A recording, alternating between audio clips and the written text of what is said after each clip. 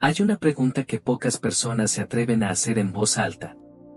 ¿Existe alguna nación en toda la Biblia contra la cual Dios haya declarado una guerra que nunca termina? No una batalla. No un castigo temporal.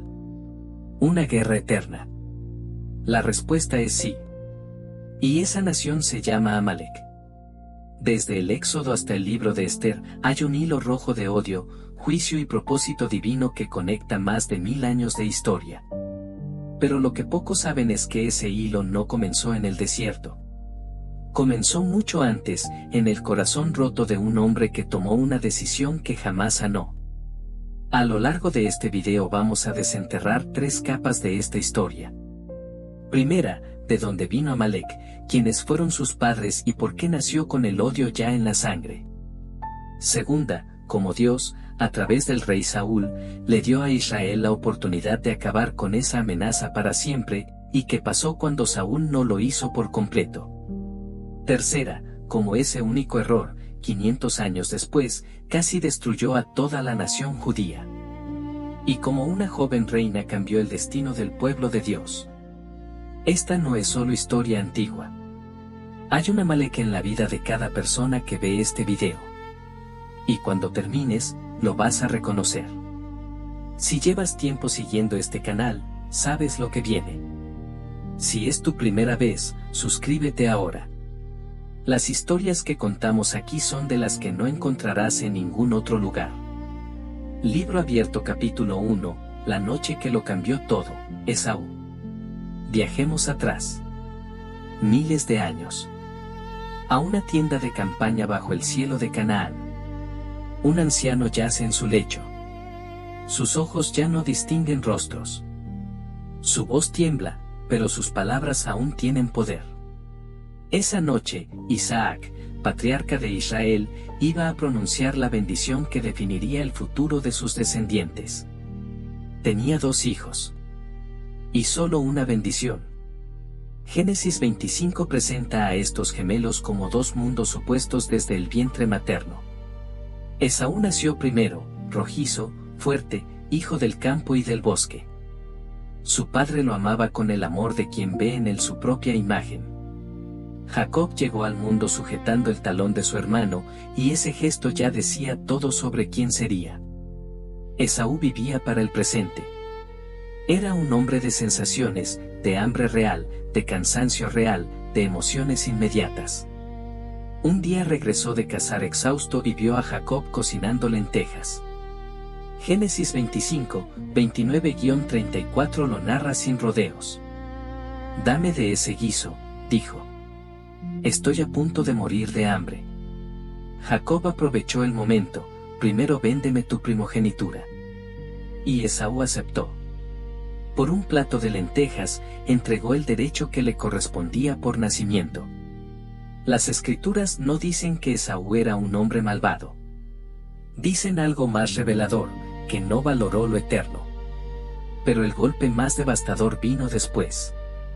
En Génesis 27, Rebeca, la madre, orquestó un engaño. Vistió a Jacob con la ropa de Esaú, le cubrió los brazos con piel de cabra para imitar la textura de su hermano, y lo envió al anciano Isaac. El padre, ciego y engañado, entregó a Jacob la bendición máxima, dominio sobre naciones, abundancia de la tierra, primacía sobre sus hermanos. Cuando Esaú llegó y descubrió lo que había pasado, Génesis 27 horas y 34 minutos dice que clamó con una voz muy grande y amarga. Le suplicó a su padre, ¿no me guardaste ninguna bendición para mí? Isaac le dio algo, pero no era lo que Esaú necesitaba. La herida no cerró. Y en Génesis 27 horas y 41 minutos, Esaú tomó una decisión silenciosa y terrible, esperaría la muerte de su padre, y luego mataría a Jacob. No llegó a hacerlo. Pero ese odio no murió con Esaú. Viajó hacia adelante, de padre a hijo, de historia en historia, hasta convertirse en la identidad de todo un pueblo. Libro abierto capítulo 2, Timná, la mujer que fue rechazada en la puerta. Hay un nombre en el libro del Génesis que la mayoría de los lectores pasa por alto.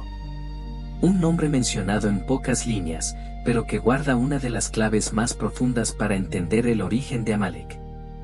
Ese nombre es Timná. Génesis 36 la introduce brevemente. Sin embargo, la tradición rabínica, especialmente el Tratado de Sanedrín 99b, desarrolla su historia con detalles que cambian todo. Timná era princesa de los Horeos, un pueblo que habitaba el monte Seir.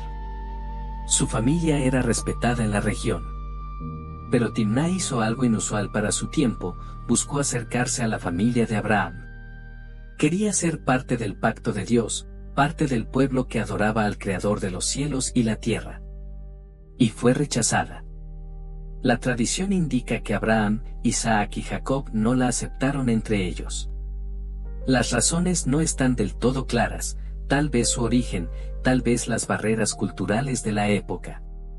Lo cierto es que una mujer que buscaba a Dios fue apartada por quienes ya lo conocían. Entonces Timná tomó otra decisión. Si el pueblo del pacto no me acepta, me uniré a la familia que se les opone. Se convirtió en concubina de Elifaz, hijo de Esaú. Y de esa unión nació un niño. Génesis 36 horas y 12 minutos lo dice con toda claridad. Elifaz tenía por concubina a Timná, la cual le dio a luz a Amalek. Detente un momento y piensa en lo que esto significa. Amalek nació con dos heridas abiertas como herencia. Por parte de su abuelo Esaú, el despojo, el engaño, la bendición robada, el odio hacia Jacob.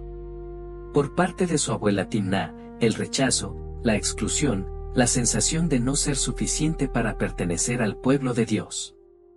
Este niño creció escuchando las mismas historias noche tras noche.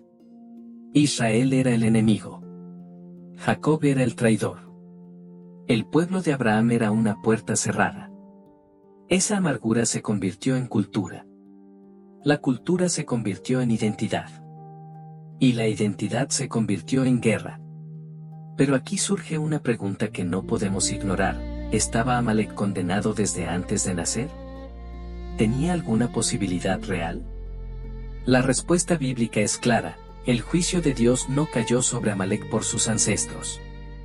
Cayó por sus propias decisiones. Y vamos a ver exactamente cuáles fueron esas decisiones. Libro abierto capítulo 3. El primer golpe, atacar lo que ya estaba en el suelo. Éxodo capítulo 17. Israel acaba de salir de Egipto. No como un ejército victorioso. Como una multitud de personas que todavía llevan las marcas del látigo en la espalda. Caminaban por el desierto con niños en brazos, con ancianos que apenas podían mantenerse en pie, con enfermos que se quedaban rezagados. No era una fuerza militar. Era una caravana de refugiados que buscaban la libertad. Y en ese momento llegaron los amalecitas. Éxodo 17:8 lo dice de manera directa, entonces vino Amalek y peleó contra Israel en Refidim. Pero Deuteronomio 25:17-18 revela algo que cambia la percepción de ese ataque por completo. Recuerda lo que te hizo Amalek en el camino. Cómo salió a tu encuentro y atacó a todos los débiles que quedaban rezagados cuando tú estabas cansado y agotado. No atacaron al ejército. Atacaron a los que ya no podían defenderse. Mujeres, niños, ancianos, enfermos. Los que se habían quedado atrás. Y el texto concluye con una frase que Dios quería que Israel nunca olvidara: no temían a Dios. Eso es lo que distinguía a Amalek de todas las demás naciones que se opusieron a Israel. No era solo agresión política o territorial. Era una crueldad sin fundamento moral, sin límites, sin temor a ninguna consecuencia divina. Cuando un pueblo pierde el temor de Dios, deja de proteger a los vulnerables. Solo conoce el lenguaje del poder. Pero hay una dimensión más profunda que debemos ver. Israel no era solo un pueblo étnico. Era el linaje a través del cual Dios tenía planeado traer la salvación al mundo entero. Cuando los amalecitas atacaron a Israel en su momento más vulnerable, no estaban solo atacando a una caravana de refugiados. Estaban atacando el plan de Dios para la humanidad. Y Dios lo tomó exactamente así.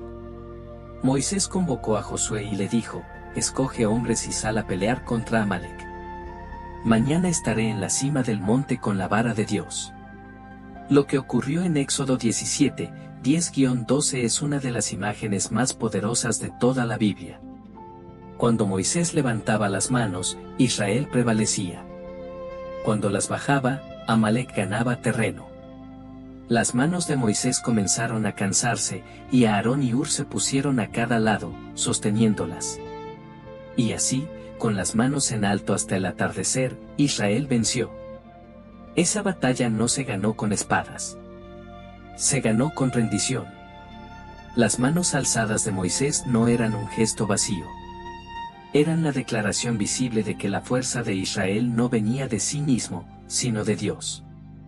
Ese día, después de la victoria, Dios le dijo a Moisés algo que no era una simple orden del momento.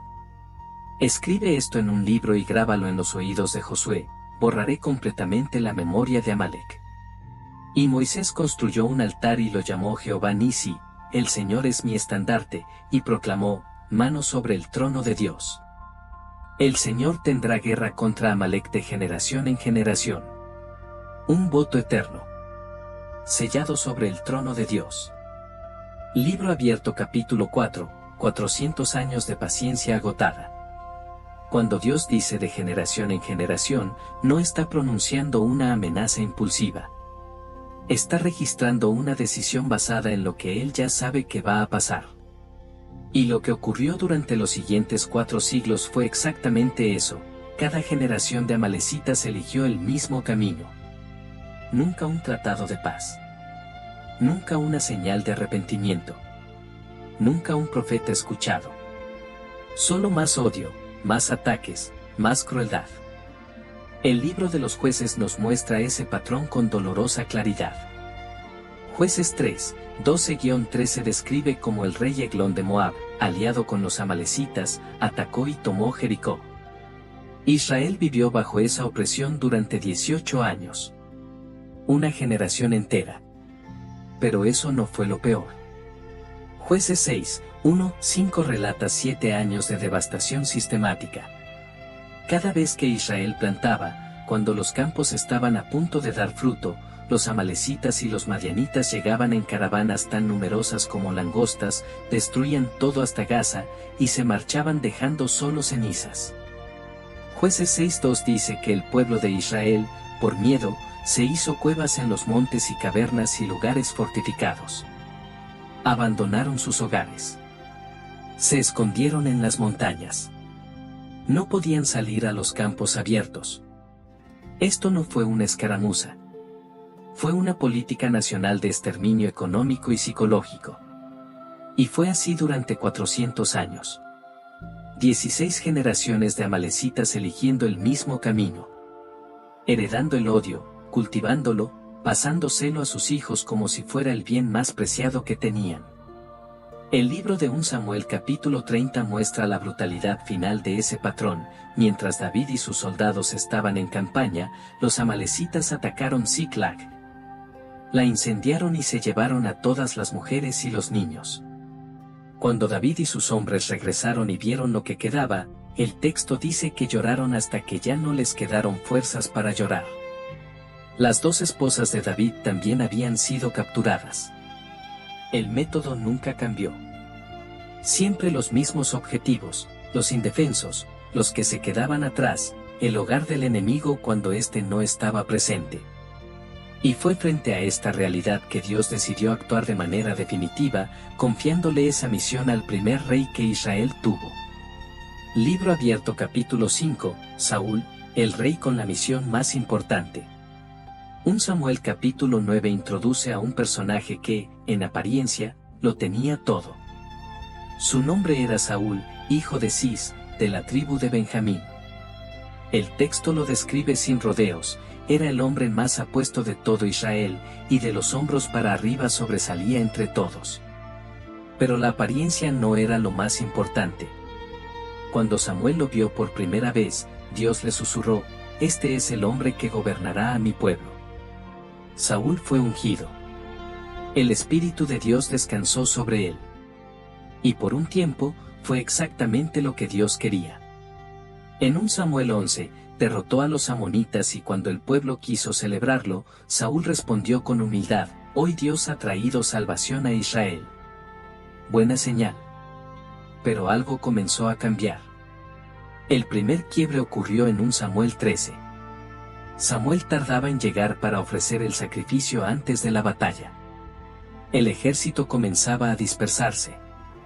Saúl, impaciente y temeroso, tomó la decisión de ofrecer él mismo el holocausto, algo que solo el sacerdote podía hacer. Cuando Samuel llegó y vio lo que había pasado, le dijo a Saúl las palabras más difíciles que un rey puede escuchar: has actuado neciamente. Si hubieras obedecido, Dios habría establecido tu reino para siempre. Pero Dios no había terminado con Saúl todavía. Le quedaba una oportunidad. La más grande de su vida. En 1 Samuel 15, Samuel llegó con un mensaje que no admitía interpretación: así dice el Señor, recuerda lo que Amalek le hizo a Israel. Ve ahora y atácalos. Destruye todo lo que tienen. No los perdones. Mata hombres y mujeres, niños y bebés, bueyes y ovejas, camellos y asnos. El mandato era absoluto. No había zona gris. Y Saúl salió a cumplirlo. 1 Samuel 15:7 dice que derrotó a los amalecitas desde Javila hasta llegar a Sur, que está al oriente de Egipto. Fue una campaña militar contundente. Pero en lo que ocurrió a continuación está la lección más cara de toda la historia bíblica. Libro abierto capítulo 6, la obediencia a medias. 1 Samuel 15, 8-9 contiene las palabras más costosas que Saúl jamás pronunció, aunque nunca las dijo en voz alta. Las pronunció con sus acciones. Saúl capturó con vida a Agag, el rey de Amalek. Y junto con sus soldados, conservó lo mejor de las ovejas y del ganado, los animales engordados, los carneros y todo lo bueno. Solo destruyeron lo que era inútil y de poco valor. Léelo otra vez. Conservó lo mejor. Eliminó lo peor. Decidió él mismo que merecía salvarse y que no. Aplicó su propio criterio sobre un mandato que no dejaba espacio para criterios. A primera vista podría parecer razonable. ¿Acaso no es más sabio guardar buenos animales? ¿No es estratégico mantener con vida a un rey enemigo? Quizás Saúl pensó que lo usaría como trofeo, o que los animales serían un buen sacrificio para Dios. Pero ese fue exactamente su error. Intentó hacer que su desobediencia se viera como obediencia. Dios respondió de inmediato. En 1 Samuel 15:11, le dijo a Samuel algo devastador: me arrepiento de haber puesto a Saúl como rey, porque se ha apartado de mí y no ha cumplido mis palabras. Y Samuel clamó a Dios toda la noche. A la mañana siguiente fue a buscar a Saúl.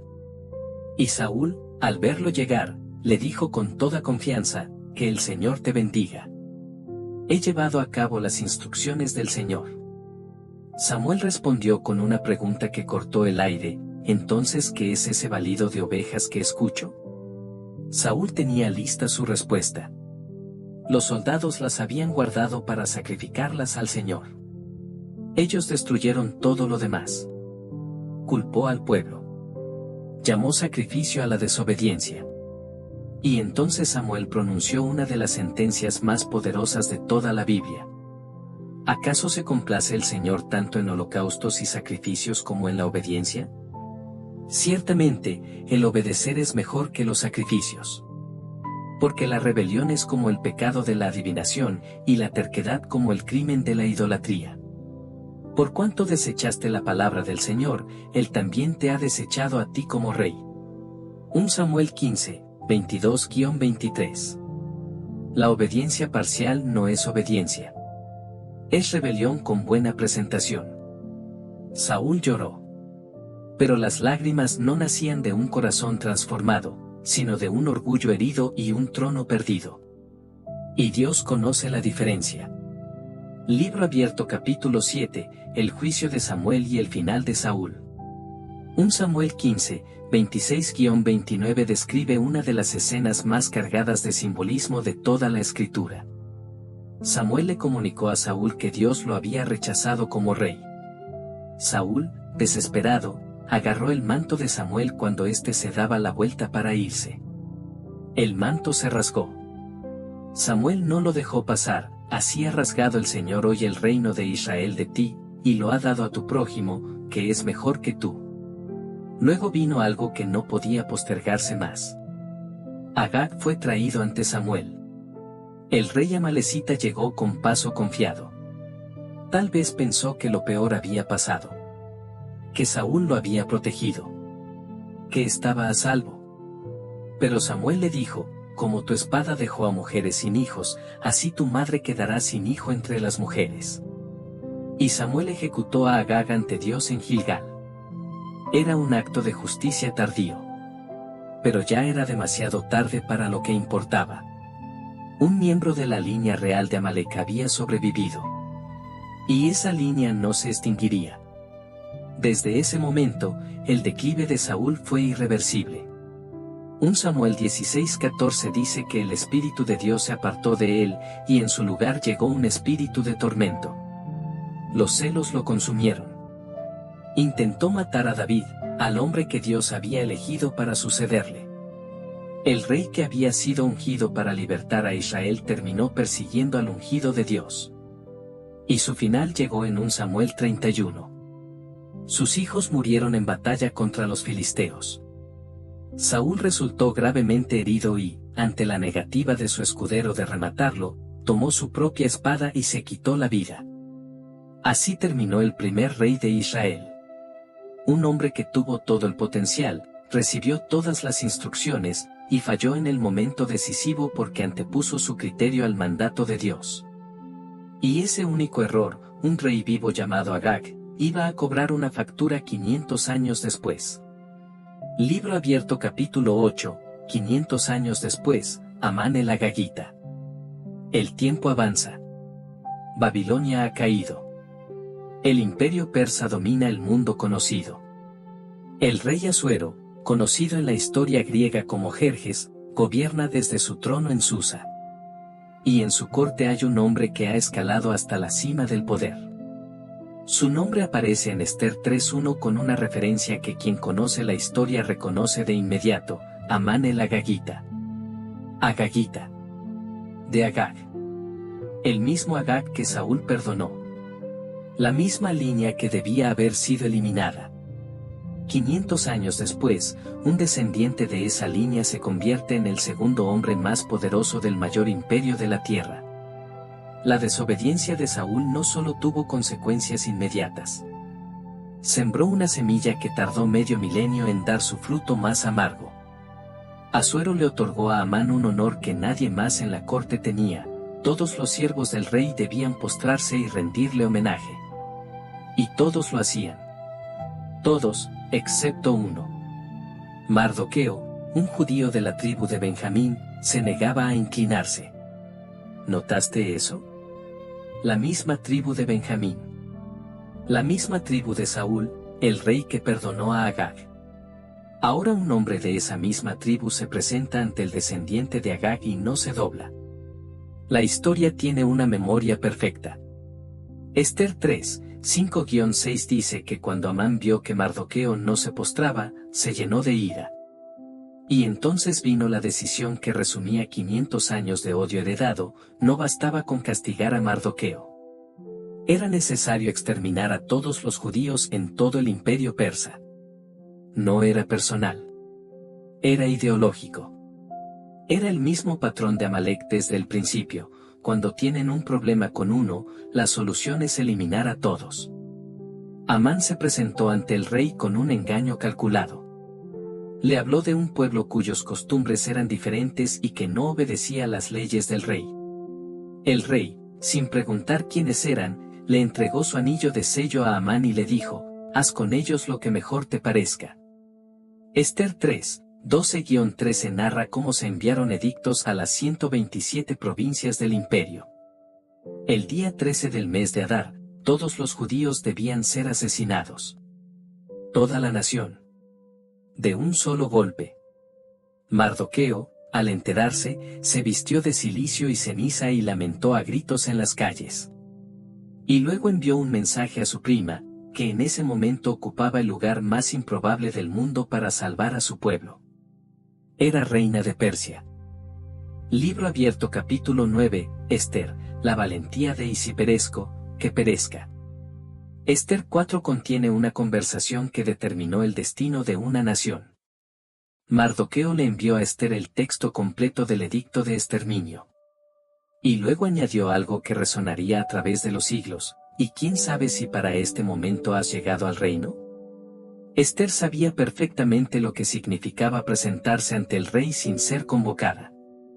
La ley era clara: quien entrara al patio interior sin permiso sería ejecutado, a menos que el rey extendiera su cetro de oro. El rey no la había llamado en 30 días.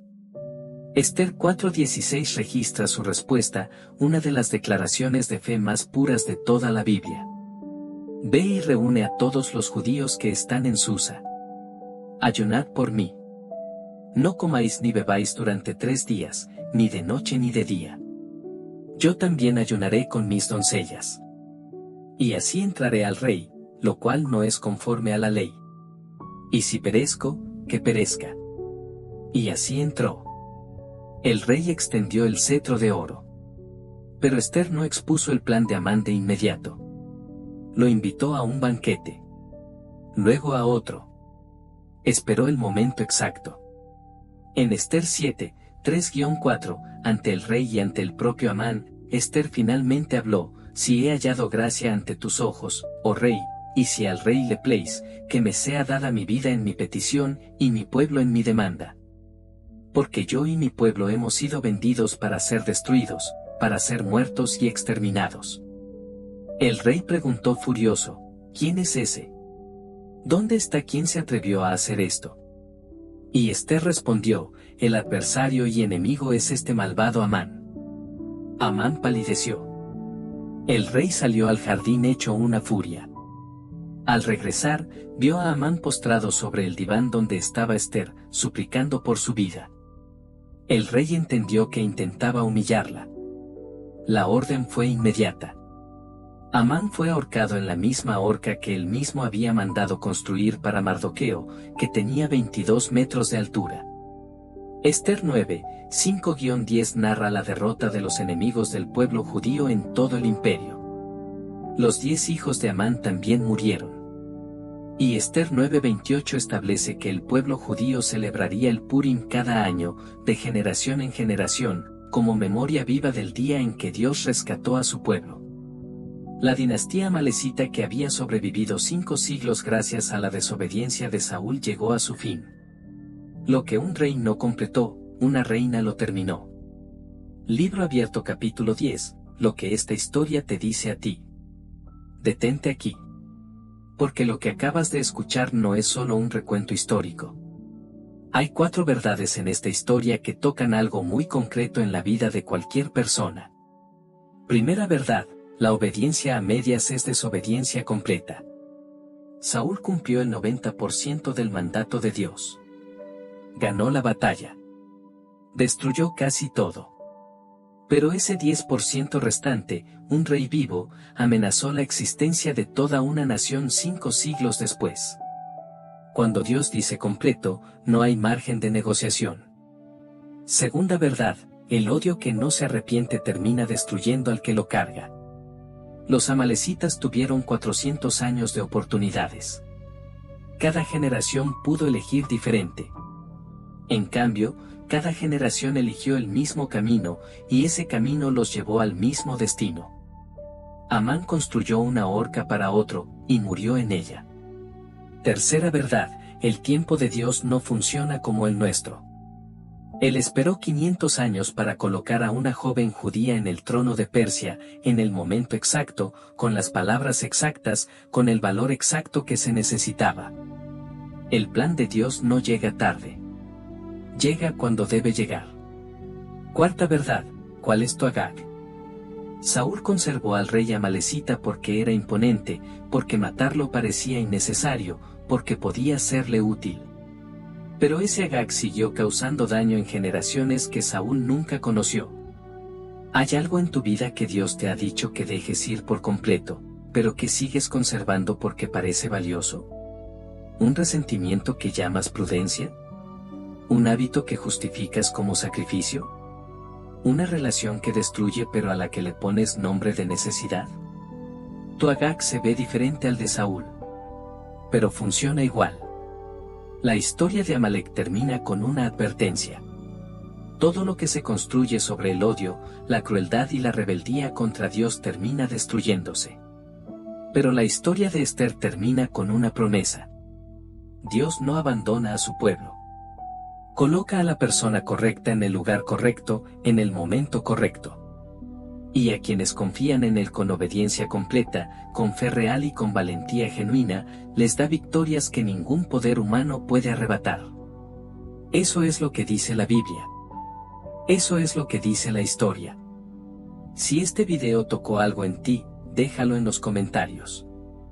Y compártelo con alguien que necesite escuchar esta verdad hoy. El próximo video también te va a sorprender.